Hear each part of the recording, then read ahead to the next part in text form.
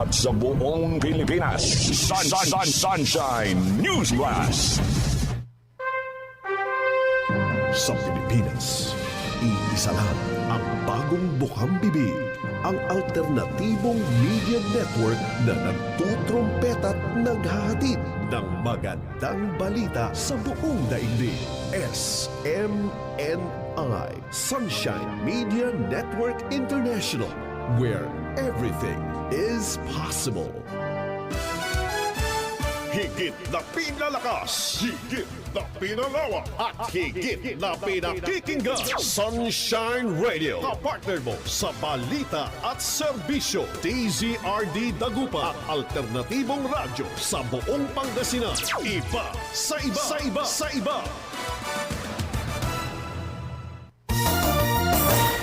Kalayaan at katotohanan sa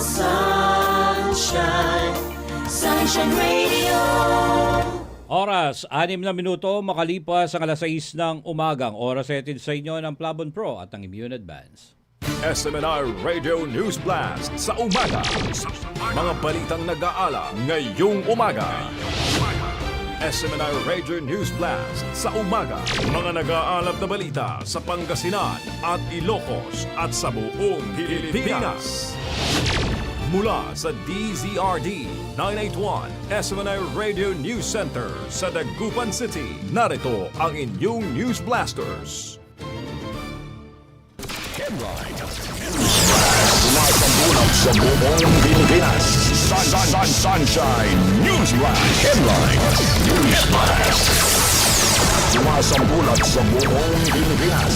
Headline. Sunshine News Blast. Sa ulo ng ating mga balita ngayong umaga. Headline. News Blast. Sa ating balita, regional bagong Any Gymnasium at Reading Shed pinasinayaan sa Bulosan Elementary School, Dagupan. Headline. News Blast. Mga pamilya ng OFW sumailalim sa food processing training ng OWA sa Dagupan City. Headline. News Blast. Pangasinan PPO pinalakas sa ugnayan sa LGU Asingan. Headline. News Blast. At PDAO San Jacinto nagsagawa ng Unified PWD ID Revalidation at Registration. Headline.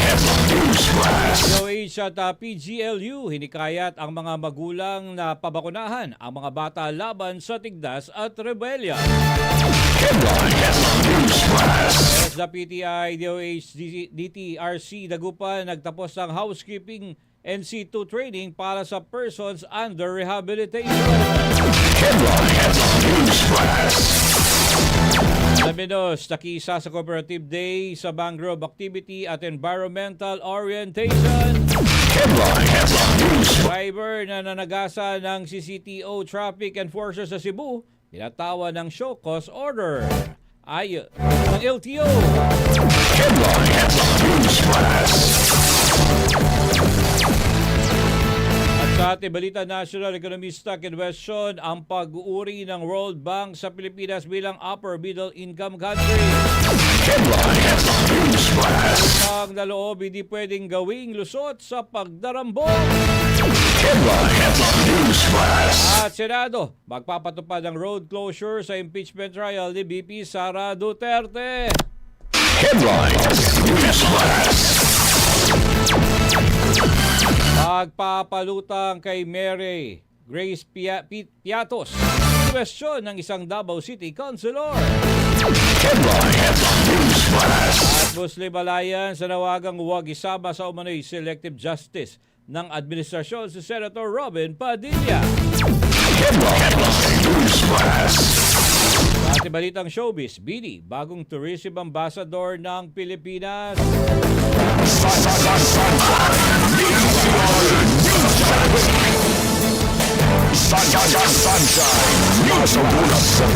Magandang umaga, Pilipinas. Magandang umaga, Dagupan City at sa buong Pangasinan. Ngayon po ay araw ng Lunes, ika-6 na araw ng Hulyo taong 2026. Ako yung tagapagbalita, kapartner J. Miguel Mendoza. Huwag niyo pong kalimutan i-share at like ang DZRD 981 Integrated News. SMNI News North Luzon at DZRD Digital. At para sa unang detalye ng ating balitang regional ngayong umaga. Bagong mini gymnasium at reading shed pinasinayan sa Bulosan Elementary School sa Dagupan City. Ang detalye, alamin natin kay Kapartner Sheila. Balo, Kapartner Sheila. Sa patuloy na pagpapalakas ng sektor ng edukasyon sa lungsod ng Dagupan, pinasinayaan noong Hulyo 3 ang bagong mini gymnasium sa Bulusan Elementary School. Ayon sa pamalang panlungsod, bunga ang proyekto ng pagtutulungan ng City Government of Dagupan at ng Sangguniang Panlungsod sa pangunguna ni Vice Mayor Dean Brian Cua at ng Majority Councilors. Sa kanyang mensahe, binigyang diin ni Mayor Belente Fernandez ang mahalagang papel ng School Parent Teacher Association SPTA bilang katuwang ng lokal na pamahalaan at ng Department of Education sa pagpapatupad ng mga programang pang-edukasyon kabilang ang taunang PTA Summit. Sunshine News Blast. Alam niyo sa totoo lang, parang itong pinipigan ang PPA. Kaya nasa national government, yung 20% sa DepEd, sa national, sa totoo. Ang mga project ko po ay galing sa PPA. Kaya galing sa PTA Summit natin. Nagpasalamat naman si Bulusan Elementary School Principal Juan Jonathan Salazar sa bagong pasilidad na magsisilbing lugar para sa iba't ibang aktibidad na mamag-aral ng paaralan. Ipinahayag din ni Bulusan Barangay Captain Nancy Mores ang buong suporta ng kanilang barangay sa mga programang pang-edukasyon ng lungsod. Kasabay ng inaugurasyon ay sinagawa rin ang launching at ribbon cutting ceremony ng reading shed bilang suporta sa Project 1, Dagupan, isang inisyatibong naglalayong palakasin ang literacy at kalidad na edukasyon sa pamamagitan ng pagtutulungan ng lokal na pamahalaan, mga paaralan, stakeholders at mga pamilya. Dinaluhan ang programa ng mga opisyal ng lungsod, Department of Education, Barangay at Sangguniang Kabataan ng Bulusan, mga guro, magulang at mga pangkatuwang ng pamahalaan sa pagsusulong ng dekalidad na edukasyon sa Dagupan. Para sa Diyos at sa Pilipinas kong mahal, Sheila Balo, ka-partner mo sa Balita at Serbisyo. Samantala, mga pamilya ng OFW sumailalim sa food processing training ng OWA sa Dagupan City. Ang buong detalye, alamin naman natin kay Kapartner Hernandez. Kapartner. Yes, kapartner, nagsagawa ang Overseas Workers Welfare Administration o OWA Regional Welfare Office 1 ng isang community-based skills training sa food processing sa Maxima Technical and Skills Training Institute Inc. sa lungsod ng Dagupan. Layunin ng pagsasanay na mabigyan ng praktikal na kaalaman at kasanayan sa food processing ang mga pamilya ng mga Overseas Filipino Workers o OFWs upang magkaroon sila ng dagdag kabuhayan at makalikha ng mas napapanatiling pagkakakitaan. Tinuruan ang mga kalahok ng tamang paraan ng pagproproseso ng pagkain, sanitasyon at food safety, wastong pagpapackage at pangunahing product presentation upang matiyak ang kalidad at marketability ng kanilang mga produkto. Kabilang sa mga produktong ginawa sa pagsasana ang salted egg, sukang pinakurat, kimchi, chili garlic oil, pork embutido, Spanish-style bangus, sardines at pork tocino. Naging tagumpay ang aktibidad sa tulong ni na Angel Rizal Vilmer C. Tandok at Miss Susan E. Tandok na nagpahiram ng kanilang pasilidad para sa pagsasanay. Nagbigay naman ng mga lecture at hands-on demonstration ang mga trainer na sina Miss Edita A. Araceli at Mr. Miko D. Oxilos. Dumalo rin sa aktibidad si Teste Pangasinan Provincial Director Alvin L. E. Turalde bilang pagpapakita ng suporta sa mga programang nagpapaunlad ng kasanayan at nagbubukas ng mas maraming pagkakataon sa kabuhayan. Ayon sa OWA RW101, patuloy ditong isinusulong ang mga programang nagpapalakas sa kakayahan ng mga OFWs at kanilang mga pamilya sa pamamagitan ng pagsasanay na nakatuon sa pagnenegosyo, pagpapaunlad ng kabuhayan, kabilang ang kabuhayan. Para sa Diyos at Pilipinas kong mahal, Lerner Hernandez, kapartner mo sa balita at serbisyo.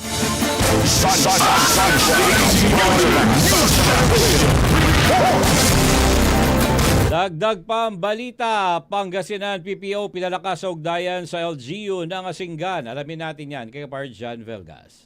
Yes, kapartner, pinalakas ng Pangasinan na Police Provincial Office o PPO ang pakikipag-ugnay nito sa lokal na pamahalaan ng Asinggan sa pamamagitan ng isang courtesy call na isinagawa ni Police Colonel Dennis De Leon, Officer in Charge ng Pangasinan PPO kay Mayor Carlos Lopez Jr.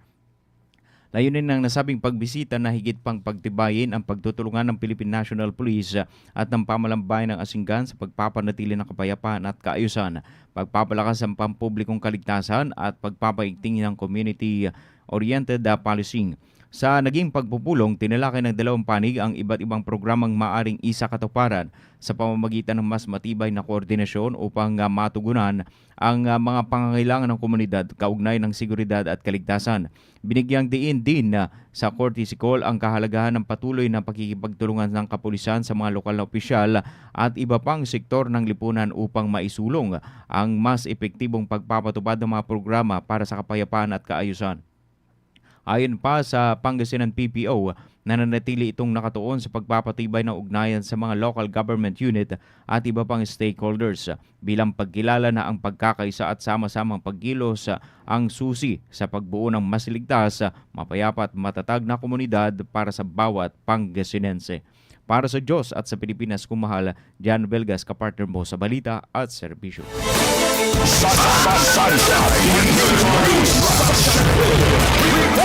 Samantala, LGU San Fabian magbabalik sa regular na 5 araw na worker or work week simula Hulyo 6 o ngayong araw na ito. Alamin natin yan sa pagbabalik ni Kapar Lerner Hernandez. Muling ipatutupad ng lokal ng pamahalaan ng San Fabian ang regular na 5 araw na work week simula ngayong araw ng Lunes, Hulyo 6, 2026, alinsunod sa memorandum na inilabas ng tanggapan ng alkalde noong June 29, 2026.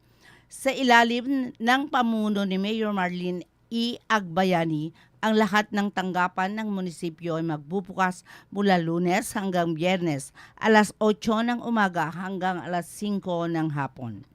Ayon sa lokal na pamahalaan, layunin ng pagbabalik na sa regular na schedule ng trabaho na matiyak ang tuloy-tuloy at walang patid na paghahatid ng mga serbisyong pampubliko, matugunan ang dumaraming pangangailangan ng komunidad at mabigyan ang mga mamamayan ng sapat na panahon upang maisagawa ang kanilang mga transaksyon sa munisipyo.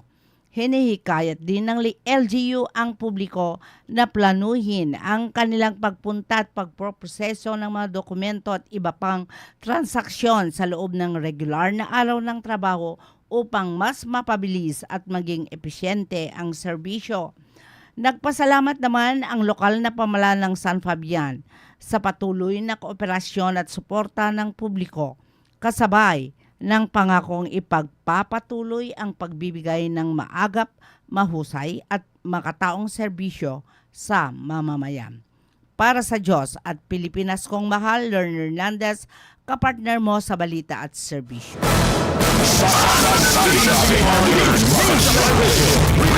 Sa iba pang mga balita, PDAO sa San Jacinto nagsagawa ng Unified PWD ID Rehabilitation o Revalidation at Registration. Ang detalye mula kay Kaparbian Bergabinya. Kaparbian? Yes, good morning kapartner. Bilang pakikisa sa pagdiriwang ng National Disability Rights Week, nagsasagawa ang Persons with Disability Affairs Office o PDAO San Jacinto na reassessment, revalidation at registration para sa Unified PWD ID. Pinangunahan ni Disability Affairs Officer III, Analay Jig Ramos, ang programa bilang suporta sa mga inisyatiba ni Mayor Leo F. De Vera. Isinagawa ang aktibidad mula July 6 hanggang 9 sa Municipal Hall at mga piling barangay sa San Jacinto. Pinaalalahanan ang lahat ng may hawak ng PWD ID na kinakailangang magpa-revalidate upang ma-update ang kanilang record sa NCDA Unified PWD ID System. Samantala, ang mga bagong magpaparehistro, magre-renew o magpapabago ng impormasyon ay kailangang magdala ng mga kinakailangang dokumento. Maaari ring magpadala ng guardian o kinatawan ang PWD na hindi makakadalo ng personal. Hihikayat ng PDAW ang lahat ng kwalipikadong PWD na samantalahin ang programa upang makakuha ng updated na Unified PWD ID. Para sa Diyos sa Pilipinas, kumahat si Vian Vergabinia, kapartner mo sa balita at serbisyo.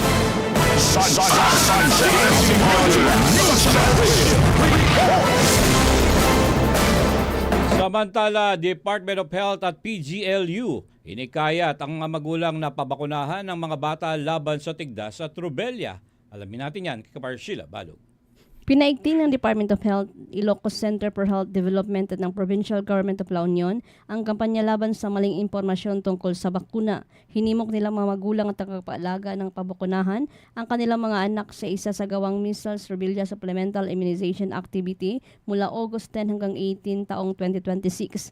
Target ng programa ang mga batang edad na 6 na buwan hanggang 59 na buwan upang mapataas ang bilang na nababakunahan, maiwasan ang pagkalat ng tigdas at rubella at mabigyan ng sapat na proteksyon ng mga bata laban sa dalawang nakakahawang sakit.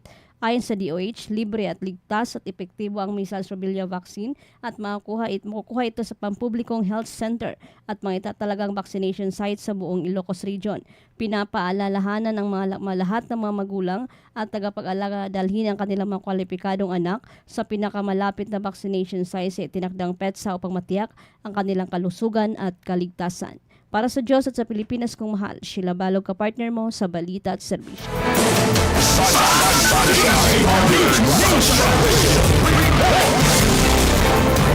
Dagdag pa ang balita, TESDA, PTI, Department of Health, DTRC, Dagupan nagtapos ng housekeeping and C2 training para sa mga persons under rehabilitation. Alamin natin ang balitang yan mula naman kay Kapar John Velgas. Nagsagawa ang TESDA Pangasinan Technological Institute o PTI katuwang ang Department of Health Drug Treatment and Rehabilitation Center DOH sa DTRC sa Dagupan City ng isang 3 araw na community-based training sa housekeeping NC2. Layo ng programa na palakasin ang kakayahan ng mga kalahok sa larangan ng housekeeping upang magkaroon sila ng mas maayos na oportunidad sa trabaho at mas produktibong kinabukasan. 16 na kalalakihan na pawang mga sumuko sa droga ang mga kasalukuyang nasa rehabilitation ang nakatapos ng pagsasanay. Sa pangunguna ni lead trainer at assessor Dr. Helen Aki, kasama ang mga assistant trainer na sina Ms. Dobby Santillan at Ms. Karen Joy Villena, natutunan ng mga trainee ang iba't ibang kasanayan tulad ng workplace safety and sanitation, tamang paglilinis ng mga pampublikong lugar, paggamit ng housekeeping equipment, room preparation, bed making at ballet at butler services. Ayon sa TESDA, PTI at DOH sa DTRC, nakatanggap ng positibong resulta ang training at nagbigay ito ng dagdag na kumpiyansa at disiplina sa mga kalahok. Layunin ng dalawang ahensya na ipagpatuloy pa ang ganitong klase ng programa bilang bahagi ng rehabilitasyon at pagbibigay ng oportunidad sa mas produktibong pamumuhay. Para sa Diyos at sa Pilipinas kong mahal, Jan Velgas, kapartner mo sa balita at serbisyo.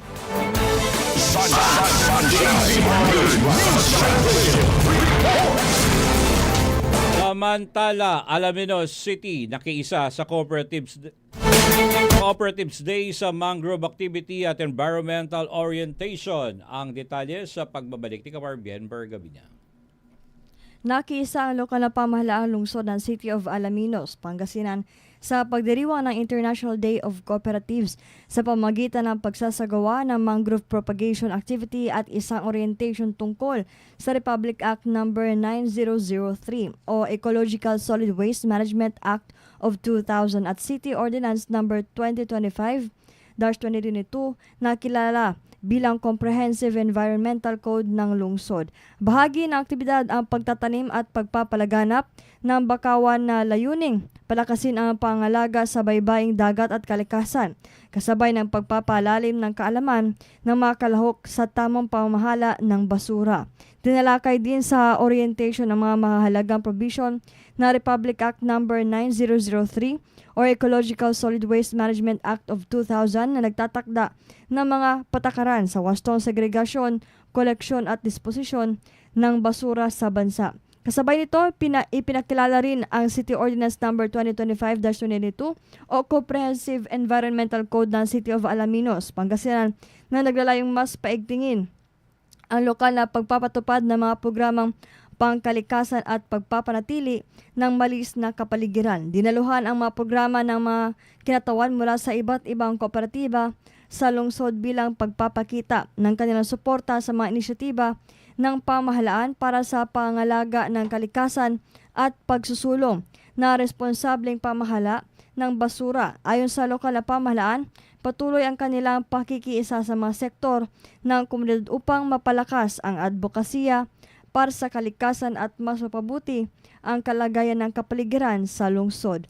Para sa Diyos sa Pilipinas, kumahal to si Vian Vergabinia, kapartner mo sa balita at serbisyo.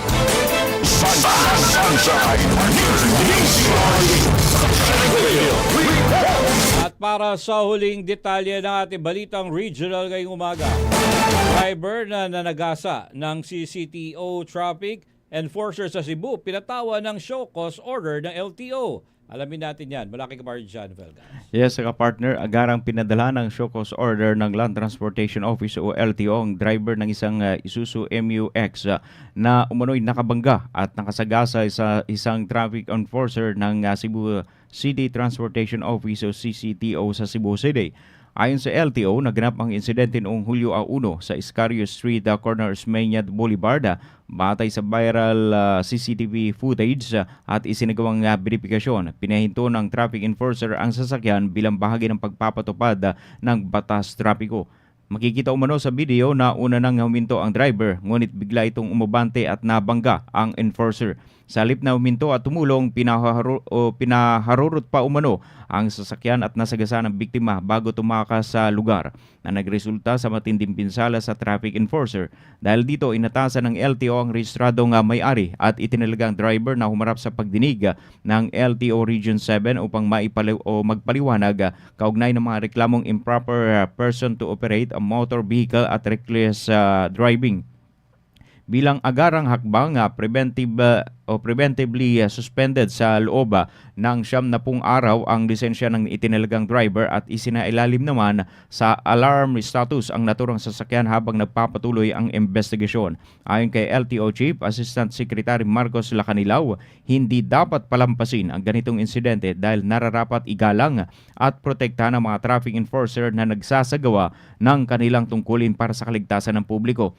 Ipinanawagan din ng LTO sa lahat ng motorista ang responsableng pagmamaneho at paggalang sa mga tagapagpatubad ng batas sa trapiko.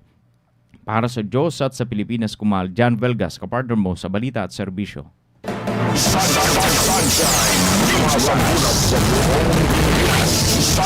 Alas 6:29 ng umaga ang oras ay hatid sa inyo ng Plabon Pro at ng Immune Advance.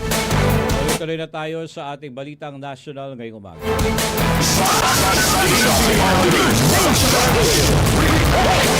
Ekonomista, kinwestiyon ang pag-uuri ng World Bank sa Pilipinas bilang upper middle income country. Alamin natin yan kay Kaparla Carlo de la Peña. Matinding pagdududa ang ipinahayag ng ekonomista at dating opisyal ng Bangko Sentral ng Pilipinas na si Cora Guidote sa pag-uuri ng World Bank sa Pilipinas bilang upper middle income country. Sa isang eksklusibong panayam, sinabi ni Guidote na ampaw ang naturang klasifikasyon dahil nakabatay lamang ito sa gross national income per capita at hindi umano ito nasasalamin ang tunay na kalagayan ng mga Pilipino. Aniya, nananatiling hindi inclusive ang paglago ng ekonomiya dahil sa kakulangan ng foreign investments at infrastructure, habang mataas pa rin ang unemployment at underemployment. Ampaw yan. Alam mo ba ibig sabihin ng ampaw?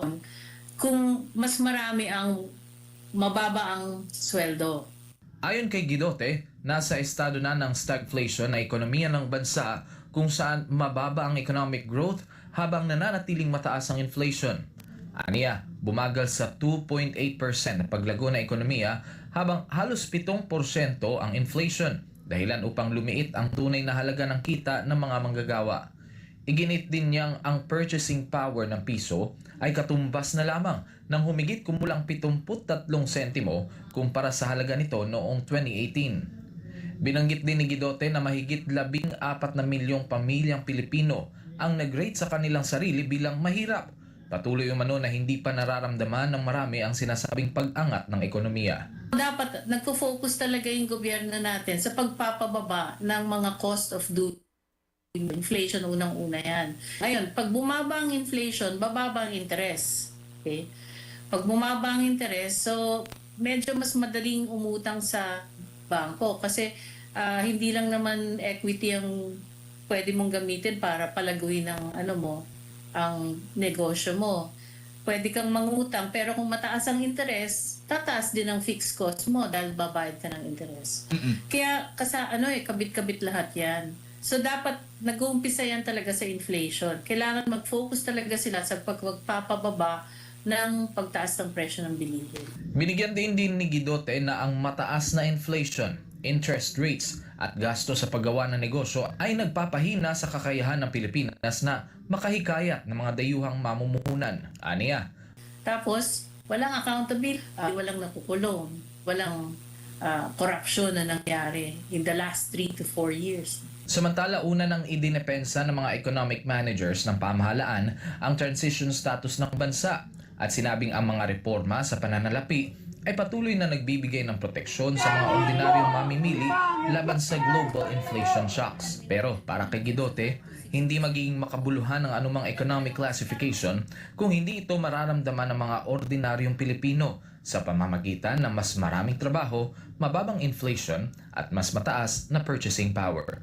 Para sa Diyos at sa Pilipinas kong mahal, Carlo de la Peña News. Sunshine News Flash.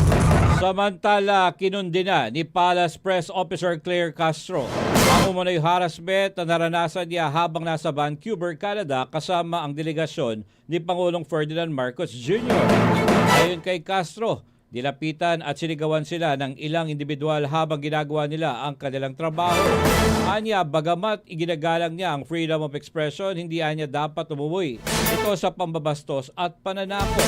Sinabi rin niyang nakaramdam siya ng pangamba dahil dalawa lamang sila ng kanyang kasama ng sundan ng grupo. Samantala, sinalubong ng mga magkahalong suporta at protesta ang pagbisita ni Pangulong Marcos sa Filipino community sa Canada.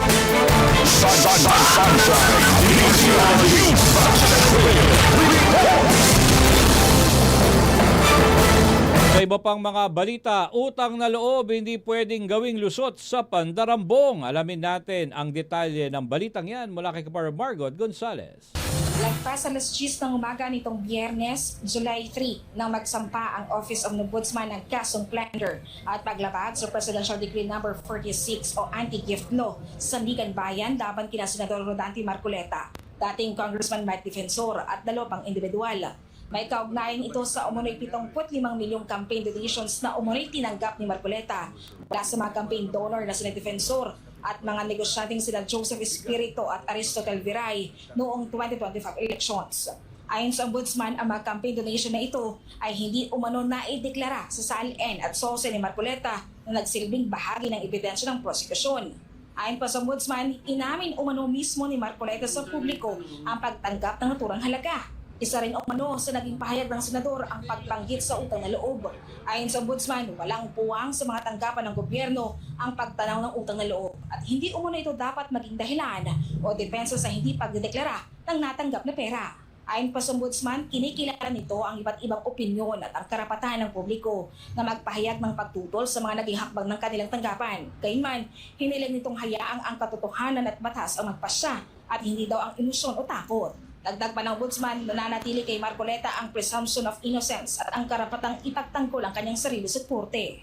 Samantala, nairaffle na sa Sandigan Bayan ng mga kaso. Ang kasong plunder na isang non-bailable offense ay napunta sa Sandigan Bayan 3rd Division. Samantala, mga kasong paglabag sa Presidential Decree No. 46 ay didinggin ng 4th, 6th at 1st Division.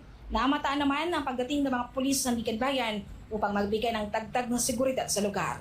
Para sa Diyos at Pilipinas kumahal, Margot Gonzales, SMNA News. Sunshine News Flash.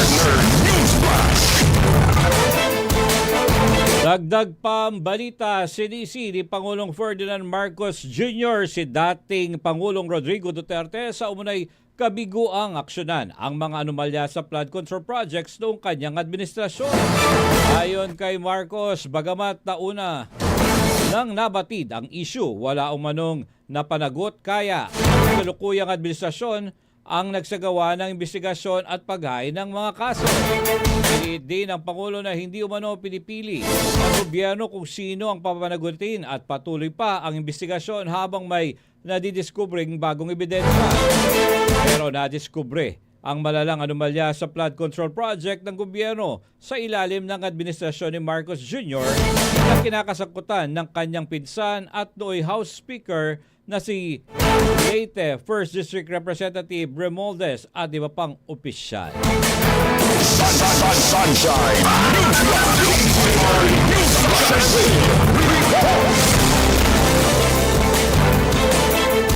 Samantala, Senado magpapatupad ng road closure sa impeachment trial ni VP Sara Duterte. Ang detalye mula kay Kaparashida Torno. Isang Interagency Security Coordinating Conference ang isinagawa ni Senate President Win Gatchalian para tiyaking nakahanda ang Senado para sa pagsisimula ng impeachment trial laban kay Vice President Sara Duterte sa July 6. Kasama ni Gatchalian sa pagpupulong ang kinatawan ng ilang ahensya ng pamahalaan kabilang ng Senate at House Sergeant-at-Arms, NICA, Armed Forces of the Philippines at marami pang iba. Layunin nito na matiyak ang maayos na koordinasyon ng mga ahensya at mapanatili ang seguridad sa loob at paligid ng Senate Complex sa buong panahon ng impeachment trial. Samantala, magpapatupad naman ng road closure ang Senado sa pagsisimula ng impeachment trial laban sa bise. Batay sa nilagdaang abiso ni Senate Secretary Renato Bantug Jr., simula sa Lunes, July 6 ay isasara ang Jokno Boulevard, parehong northbound at southbound mula Seaside Boulevard hanggang Atang de la Rama Street. Mananatili ang road closure hanggang sa matapos ang impeachment trial pero bubuksan naman ang naturang bahagi ng Jokno Boulevard tuwing weekend at sa mga araw na walang impeachment trial. Papayagan lamang dumaan sa isasarang kalsada ang mga senador, mga opisyal at mga empleyado ng Senado at GSIS at iba pang government vehicles kasama rin ang mga taong may kinalaman sa impeachment proceedings. Lahat naman ng sasakyan ay idedirekta sa Macapagal Boulevard bilang alternatibong ruta. Samantala, bukas naman sa publiko ang paglilitis sa pangalawang Pangulo. Nasa 61 upuan lamang bawat araw ang inilaan ng Senado sa paglilitis, kung saan first come first serve ang mga ito. Mandatory din ang pagre-rehisto nila sa Visitor Monitoring System o VMS. Ang maaprubahan ay bibigyan ng QR code bilang entry pass. Para sa Diyos at sa Pilipinas kung mahal, ito si Sheena Torno, SMNI News. Kaugnay pa rin sa balitang yan, magpapakalat ang PNP National Capital Region Police Office or PNP NCRPO ng mahigit 6,000 pulis sa paligid ng Senado ngayong araw para tiyakin ang seguridad sa pagbubukas ng impeachment trial ni Vice President Sara Duterte. Inaasahan ng pulisya ang mga kilos protesta sa harap ng Senado at nakahanda itong ipatupad ang maximum tolerance habang hiniikayat ang mga demonstrador na kumuha ng kaukulang permit. Samantala, pansamantalang isasara ng pamahalaang lungsod ng Pasay ang bahagi ng Diokno Boulevard tuwing Lunes hanggang Miyerkules kasabay ng pagdinig sa impeachment court.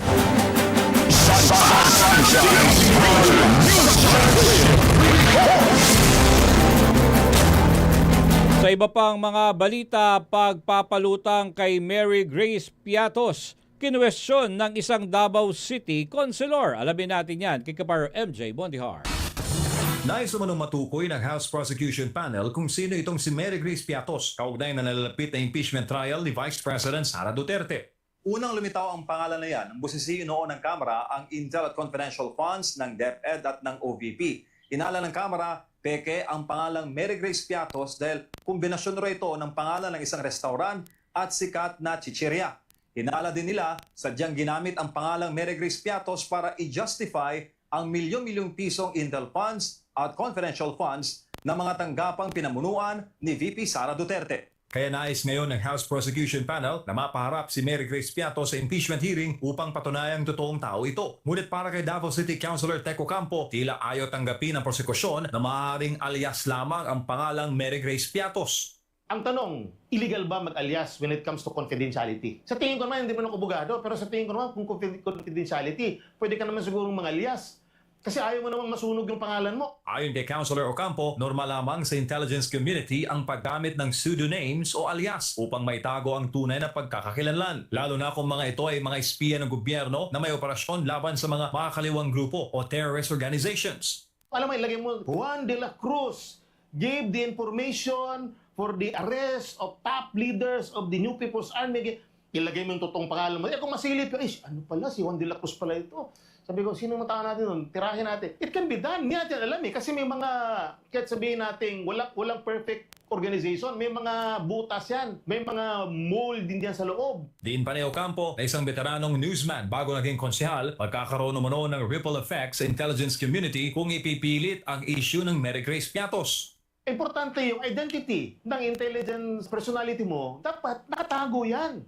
So, yun ang pinoproteksyonan. Yan ang sinasabi ko, pag ito'y pinalaki nila at magkakaroon to ng parang rippling effect, madadamay lahat ang mga confidential funds that are being used both by the military, by other law enforcement agencies, and other authorized agencies concerned. Samantala, pinesyon din ng opisyal ang lohika ng pagpapaharap sa isang government informant sa isang pampublikong pagdinig gaya ng impeachment trial. Kung merong totoong Mary Grace Piatos, nag-alias sa doon, pinirmahan niya yan, do you think lalabas siya out into the open, magte-testify siya, pupunta siya sa Senate, ipakita niya yung sarili niya, sunugin niya yung sarili niya? Para kay Councilor Ocampo, nauunawaan naman talaga ng House Prosecution Panel ang nature ng confidential at intelligence funds. Gayon din ang dynamic sa issue ng Mary Grace Piatos. Pero Alam mo, napakasimple lang talaga yan eh. Iba lang talaga yung end goal nila eh. Sometimes ang nawawala ang logic mo, nawawala ang tama mong pag-iisip ko, you are so preoccupied with your goal na alam mo naman na baluktot ang paraan. Para sa Diyos at sa Pilipinas kung mahal, MJ Mondihal, SMNI News.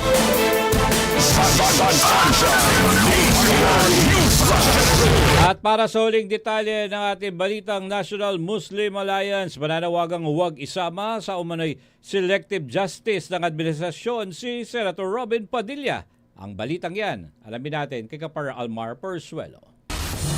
Natapos na ang isinagawang kilos protesta ng Iglesia ni Cristo na tumagal ng 3 araw sa naturang rally na nawagan ng INC na huwag sampahan ng kaso si Senador Rodante Marcoleta dahil ayon sa kanila, ito ang gumagawa ng tamang investigasyon. Sa panayam ng SMNI News kay Muslim Alliance spokesperson Nasif Malawani, sinabi nitong bagamat maraming issue at problema ng bansa ang hindi natalakay sa isinagawang rally ng Iglesia ni Cristo, nagpapasalamat pa rin sila sa isinagawang pagtitipon. Ayon kay Malawani, naiparating ng naturang rally sa pamahalaan ang mensahe tungkol sa umano'y selective justice. Regarding naman po sa mga problema ng bansa, maraming hindi nabanggit doon. Kasi sa pagkakaalam ko, parang focus sila sa pagkaso po sa butihin nating senador, si Rodante Marcoleta. Kaya tayo naman po, kami mga Muslim, okay na rin kami doon.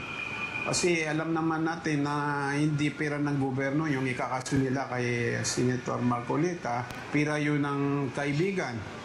Paano magiging plunder po yun? Kaya yun ang pinagpuputok ng butsi ng mga sambayan ng Pilipino. Ang pinagagawa ng gobyerno ngayon, parang selective justice po. Yung kung sino lang ang gusto nilang kasuhan, pag hindi nila kakampi, kakasuhan nila. Nagpahayag din si Malawani ng kanyang pagkadismaya sa Administrasyong Marcos dahil sa umano'y pang-uusig sa mga kritiko at hindi kaalyado nito. Inahalimbawa niya si Senador Robin Padilla na ayon sa kanya ay tila isusunod na kakasuhan ng administrasyon. Kaya nga, nakakalungkot po yun eh. Kasi sana po hindi mangyari yun. Kaya yung mga ganyang, yung sinabi ko kanina, yung selective justice, paano naman maging obstruction of justice kay Robin? Tama naman yung sinabi niya eh. Ako, walang warrant si Senator Bato de la Rosa. Walang warrant dito. Walang obstruction dito sa Pilipinas, yung Korte ng Pilipinas. At saka naglakad kami, sumakay ng sasakyan, nandun yung mga polis. Paano nila nasabi na ano yan, obstruction of justice. Kung matatandaan sa huling araw ng kilos protesta ng Iglesia ni Cristo ay dumalo si Senador Padilla at sinabi nitong siya na umano ang susunod na ipapakulong. Tinanong din si Malawani kung anong kanilang magiging hakbang sakaling arestuhin si Senador Padilla. Sana huwag mangyari kasi kahit anong paraan gagawin ng mga kapatiran natin Muslim. Hindi lang naman namin sabi na mag-rebuild kami, pero sa lahat ng legal na paraan, talagang baka ito na yung mitsa talaga na magkakaroon ng problema yung administrasyon. Kasi iba kasi yung Muslim eh. Kami, pag pinanindigan namin, hindi namin inisip kung ano mangyari sa amin. Basta nasa legal kami, talagang kahit ano mangyari, paninindigan namin. Kaya maraming sasali ng Muslim dahil alam nyo naman si Senator Robin Padilla, mahal yan ng mga kapatid nating Muslim.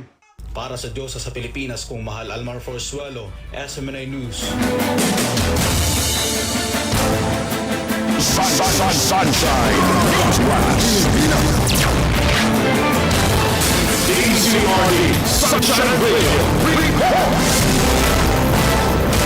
6 na arbo sa Bataan tumanggap ng makinarya mula sa DAR para palakasin ang produksyon ng pagkain. Alamin natin yan mula kay Kabar Sheila Balog. Bilang suporta sa layunin ng pamahalaan na mapalakas ang food security ng bansa, pinagkalooban ng Department of Agrarian Reform o DAR ng mga makinarya at kagamitang pangkultura ang 6 na Agrarian Reform Beneficiary Organizations o ARBO sa lalawigan ng Bataan. Ayon sa DAR, layunin ng pamamahagi ng mga kagamitan na mapataas ang produksyon ng mga sakahan, mapabuti ang kabuhayan ng benepisyaryo ng programa agraryo, at mapalakas ang kakayahan ng mga magsasaka ng makayanan ang epekto ng climate change. Inaasahan na sa pamamagitan ng mga bagong farm machinery at equipment, mas magiging epesyente ang pagtatanim at pag-aani, mababawasan ang gastusin sa produksyon at tataas ang ani ng mga magsasaka. Bahagi ang inisyatibang ito ng patuloy na programa ng DAR na naglalayong paunlarin ang sektor ng agrikultura at tiyakin ang sapat na patatag na supply ng pagkain para sa bansa. Para sa Diyos at sa Pilipinas kung mahal, Sheila Balog ka partner mo sa Balita at Serbisyo. Sports News Blast. Keeper Ravenna lilipat sa UQ Golden Kings at Risa Sato lumipat sa Akari. Alamin natin ang sports news kay Kabar Carlo de la Peña. Formal nang inanunsyo ng Ryukyu Golden Kings ang pagkuha kay Kiefer Ravenna bilang isa sa mga bagong miyembro ng koponan para sa darating na B-League season. Ito na ang ika-6 na season ni Ravenna sa Japan matapos ang kanyang mga naging stint sa Shiga Lakes at Yokohama B Corsairs, kung saan naging isa siya sa mga maasang guards ng liga. Bit-bit ang solidong kampanya noong nakaraang season. Inaasahang magiging mahalagang bahagi si Ravenna ng Ryukyu na nagtapos bilang runner-up sa B-League at nag-third place sa East Asia Super League. Samantala, opisyal nang lumipat sa Akari Chargers ang veteran ng middle blocker na si Risa Sato matapos ang kanyang huling stint sa Charity Go. Dala ni Sato ang karanasan bilang 11-time PBL champion at inaasahang magpapalakas sa depensa sa net kasama si Seth Domingo at Fifi Sharma. Bukod kay Sato, kinuha rin ng Akari sina Shar Ancheta at Ann Monares bilang bahagi ng pag-aanda ng koponan para sa nalalapit na PBL season. Para sa Diyos at sa Pilipinas kung mahal, Carlo de la Peña, SMNI News. Showbiz News Blast. Bini, bagong tourism ambassador ng Pilipinas. Alamin natin ang detalye mula kay Kapar Jason Rubrico. Nakipagpulong ang 8 miyembro ng Bini kay Tourism Secretary Dita Angara Matay nitong Biyernes upang simulan ang kanilang bagong tungkulin bilang mga katuwang ng pamahalaan sa pagsusulong ng turismo sa bansa. Dumalo sa pagpupulong sina Aya, Colette, Maloy, Gwen, Stacy, Mika, Joanna at Sheena para sa paunang talakayan tungkol sa kanilang magiging papel bilang tourism ambassadors. Ayon kay Tourism Secretary Dita Angara Matay, isa sa mga natuklasan niya sa unang pakikipagpulong sa grupo ay ang malalim na kaalaman ng bawat miyembro tungkol sa kani-kanilang probinsya o bayan. Anya, mahalagang ambag ito sa kampanya ng Department of Tourism na mas maipakilala ang iba't ibang destinasyon sa bansa. For me, what's a fresh take away is each girl actually represents a province or a town, and they're very, very knowledgeable about what is the parang charming feature of the town. Each girl member has that to bring to tourism. Naniniwala ang DOT na makatutulong ang personal na koneksyon ng bawat miyembro sa kanilang pinanggagalingan upang mas maipakilala ang iba't ibang destinasyon sa bansa. Ayon ng kay Tourism Assistant Secretary Armand Loren Sapitan, natural na katuwang ang BINI sa promosyon ng turismo dahil bilang mga Pilipino, sila mismo ang makapagpapakita ng pinakamagagandang maiaalok ng bansa. Siyempre, Pilipino lang ang makakapagsabi kung anong best para sa Pilipinas, and that is BINI. So yes, we are, the talks today, the courtesy call by BINI is a signal to a bigger and lasting partnership with BINI. Plano rin ng kagawaran na isama ang BINI sa iba't ibang regional at provincial tourism events upang mas mapalawak ang kampanya at mabigyan ng mas malaking exposure ang mga lokal na komunidad. As much as possible, we want to engage them in all the regional, almost all the regional and provincial events because these are the communities that we support most from the national government. We recognize the power of BINI and the influence that they have in bringing viewers, not even just within the Philippines but also from abroad. Bukod sa BINI, sinabi rin ng Department of Tourism na plano nitong makipag-ugnayan sa iba pang Filipino achievers at world-class personalities tulad ng SB19, pati na rin ang Filipina tennis sensation na si Alex Ayala upang mas mapalawak pa ang kampanya sa pagsusulong ng turismo ng Pilipinas sa local and world stage. Para sa Diyos at sa Pilipinas kong mahal, ako si Jason Rubrico, SMNI News. Ang salita ng Ama sa pamamagitan ng hinirang na anak ng Diyos, Pastor Apollo C. Quibloy. Ang masama ay tila mapagtagumpay, subalit panandalian lamang, sapagkat ang mabuti ang siyang laging mananaig.